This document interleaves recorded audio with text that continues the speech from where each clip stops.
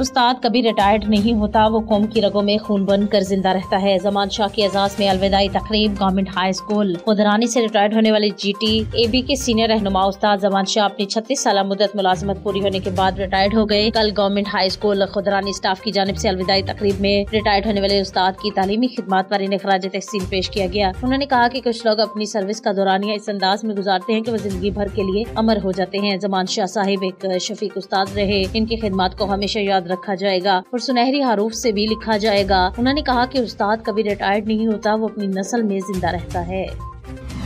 खबर शामिल करते हैं आरिफवाला से। हमारे नुमाइंदे मोहम्मद अकमल शाहिद की रिपोर्ट के मुताबिक जमात अहले सुन्नत तहसील आरिफवाला के ज़ेर एहतमाम जामे मस्जिद चक नंबर 63 EB में ताजदार सदाकत कॉन्फ्रेंस का इनाकाद किया गया। साहबजादा मुफ्ती ज़ियाउल मुस्तफ़ा कादरी अशरफी अमीर जमात अहले सुन्नत तहसील आरिफवाला की ज़ेर सदारत और सैयद आसिफ हुसैन शाह नाज़िम आला जमात अहले सुन्नत तहसील आरिफवाला की ज़ेर निगरानी इस पुरनूर महफिल का बाकायदा आगाज तलावत कुरान पाक से किया गया। पीर सैयद एजाज हुसैन शाह बुखारी अमीर जमात अहले सुन्नत जिला पाकपतन बतौर मेहमान और कारी इलामा जुबैर कादरी नायब अमीर जमात अहले सुन्नत तहसील आरिफवाला ने बतौर मेहमान एजाजी शिरकत की।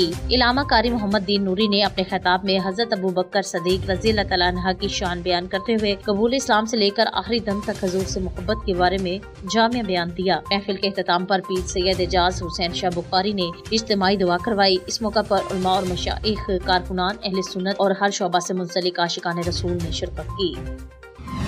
ननकाना साहिब सर्दी के मौसम में मुमकिन बीमारियों से महफूज रहने के लिए क्या तदाबीर इख्तियार की जा सकती हैं? ननकाना साहिब से आगाह करें हमारे नुमाइंदे चौधरी नसर इकबाल, जो इस वक्त माहिर तिब डॉक्टर राहिल असगर के साथ मौजूद हैं। जी नसर इकबाल, आगाह कीजिएगा।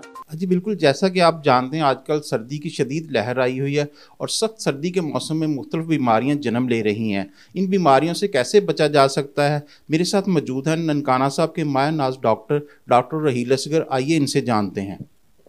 जी बिल्कुल, आज शदीद सर्दी की इस लहर में मौसम की शिद्दत में जब भी इजाफ़ा होता है तो दो एज ग्रुप, बच्चे और बुज़ुर्ग और वो लोग और ख़ुसूसन वो लोग जो किसी दिल के आर्ज़ में मुब्तला हों, जो शुगर और ब्लड प्रेशर या किसी और वजह से जिनकी क़ुव्वत मुदाफ़त कम हो, वो इस मौसम की शिद्दत से हमेशा ही मुतासर होते हैं।